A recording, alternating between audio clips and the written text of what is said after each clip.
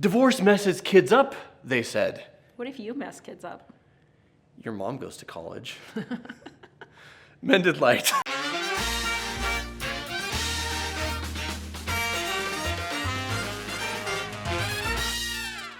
Hello, Alicia. Hello, Jonathan. Okay. So, Let's talk about divorce and how it messes kids up. yay. Does it mess kids up? Okay, well, what do you think? Let us know in the comments below. That's the video, folks. No, so the common idea is that people stay together for the kids because the divorce is going to be so hard on the kids, and the divorce is going to mess kids up. And the research doesn't actually support this. Yeah. The research shows that it's the level of contention and conflict in the home that messes the kids up. Right. To be sure, a divorce is a major life transition. Right. And it is hard because it's a major life transition. But the thing is, if it's a happier place to be, and if it's a calmer place to be, and if it's a more stable place to be, divorce can actually be a benefit. So I'm not saying just like, well, then just you get a divorce and you get a divorce. Like, it's still a major decision. It's still huge, and it has huge consequences, right? And so, because I've had a lot of people talk to me about this over the years.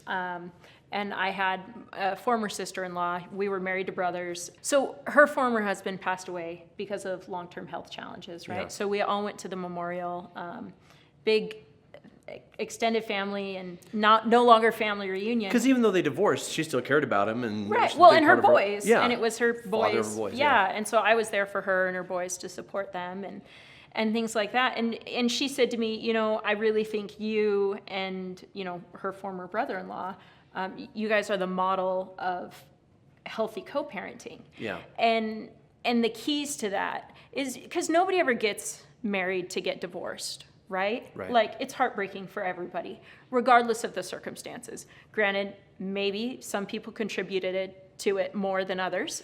Yeah, and some people are happy, like, by the time they divorce. Right. But, like, the process leading up to it, like, there's mourning, there's pain, there always is. Like, it's hard. There's grief, right? But if you can get to the point when you make that decision to divorce, where one or both of the parents, if both of the parents can do it, but even one, if the focus can be on the children, right? Yeah. So the divorce is no longer about, hey, what's going on between me and my partner? What are our hurts? What are our wounds? Go to therapy, right? Yeah. With your former partner, without your former partner, like, get the support that you need, right? But the purpose of the divorce is to support the children, right? Yes. And so often we lose that. So often it becomes the battlefield and the children become the pawns, which is heartbreaking. And I'm a couples therapist, so I became a therapist to help couples stay together. Right. But that doesn't always pan out that way, and then we transition into divorce mediation. Yeah. And what I always tell people is the fights of the past, the conflicts of the past need to stay there. Because if you're going to keep fighting like you were when you were married, then why are you even getting divorced? Like, the purpose of divorce is so that there's a ceasefire, so that there's peace, both for the individuals, but also and especially for the children. There's a movie that reminds me of this. Always a movie reminds me of everything. You've got a book for every situation. You've got a movie. And I've got a movie for every situation. So Mrs. Doubtfire, you all have seen it. If you haven't, classic from the 90s. Robin Williams, Sally Field, they're a couple that are very different. They fight all the time. They're very unhappy. And she specifically talks about how she didn't like who she was when she was with him. Yeah. And so they get divorced, and, you know, there's a lot of funny, awesome stuff that happens of Robin Williams and drag, and it's a whole thing. But at the end, they decide to put their past aside, their fights aside, their arguments aside for the sake of the children. And we get to this. Go get Mr. Bear. Go get your stuff. Hurry up. All right.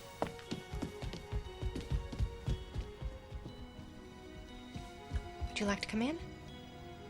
I'll wait outside. Okay. Thank you.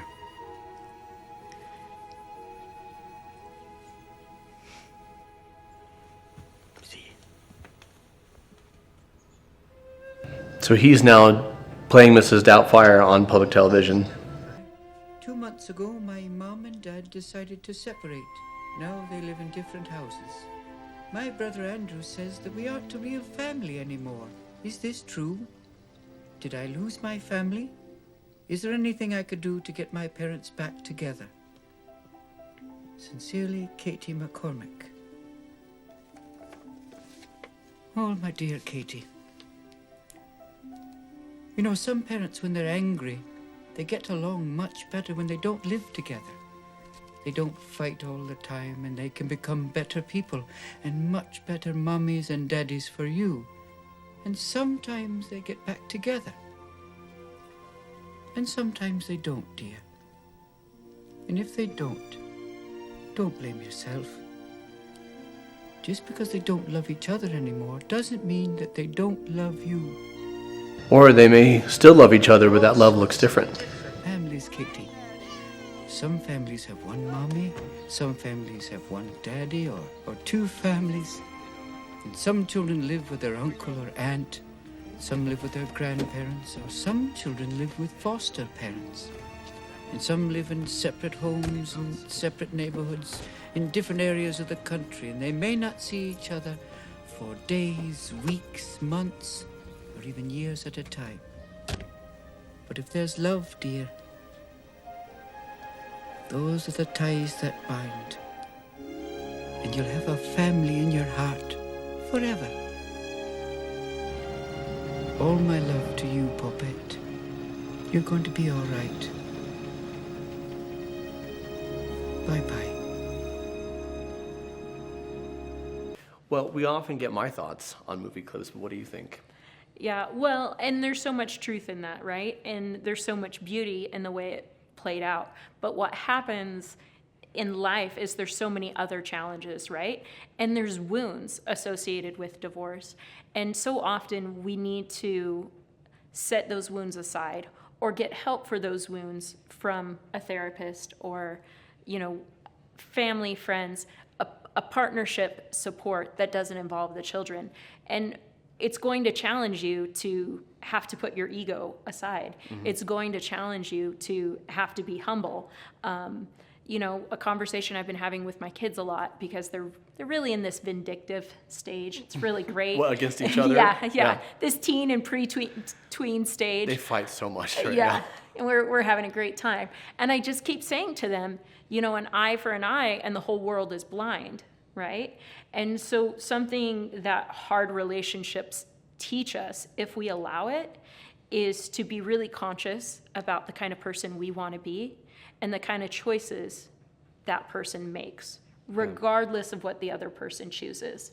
And generally, if you set that example long enough, the other person will rise to the occasion. Yeah. And even if they don't, I believe karma is a real thing.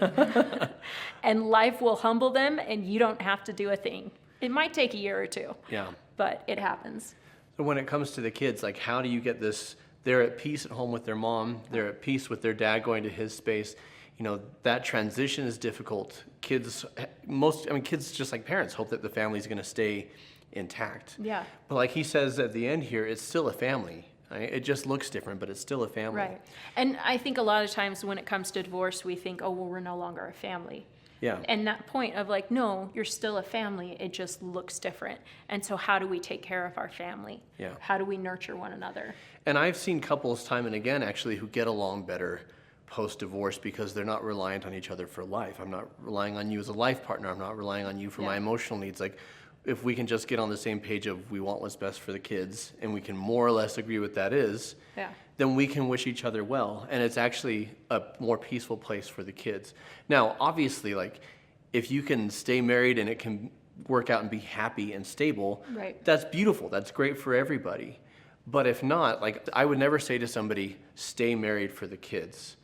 Because the kids will do much better. Like I said earlier, as long as you don't get divorced and then it stays ugly and it stays contentious, because then what was the point of the divorce? The divorce needs to be about a ceasefire. The only reason you should divorce is so that there's greater peace. And there is absolutely going to be situations where you're in a partnership with someone who is diagnosably narcissistic or sociopathic or something like that. Yeah, or unwell. But the principle still applies. You do what is best for the kids, right? Right. And as you were saying earlier, if your ex-partner isn't going to like honor the ceasefire, you still can. Right. right? Or if there's still problems there, like that the kid, it doesn't spill over into the kids. That's why you have therapists, family, friends. For some people, that's why you have clergy, right? It's all about, and sometimes if they go over to your ex's house and it's not as stable over there, emotionally or otherwise, that they have a refuge with you. Yeah. Like you have control over what you create there. Now, obviously, in cases of abuse or neglect, that's a different story. You get the authorities involved. I'm just talking like You do what's best for the kids. you always do what's best for the kids. So, divorce doesn't necessarily mess kids up. In fact, sometimes it can be the best thing for them. So, debunked. This crap that some therapist said somewhere has been debunked. We love to ask you, our light menders, in the comments, what's bad advice that you've gotten from a therapist? Again, we're not trying to discredit therapists because that would be bad. But not all advice is great, and so what's some advice that you've gotten from a counselor or from somebody else that you're like, that didn't sit right with me? Let us know in the comments below. Well, and if you've gone through a divorce, or if you're a child of divorce, what was supportive for you? Share what was wins. Share what helped you. If you enjoyed this, check out How to Talk to Your Kids About Divorce. It's the video that's going to pop up here at the end. How to talk to your kids about dating after divorce. You almost had it. You almost had it. It's the video that's coming, though, at the end. And if you need support through a major life transition like this, go to mendedlight.com. You can schedule a 15-minute consultation, complimentary, with a member of our clinical team, or you can join our membership site where we have all sorts of video content, live Q&As with us, where we teach you and give you these tools and skills for a very low rate. Check that out at mendedlight.com. So until next time, remember to keep shining. We need your light. Razzle dazzle. Shiny shine. Shiny shine. Love it.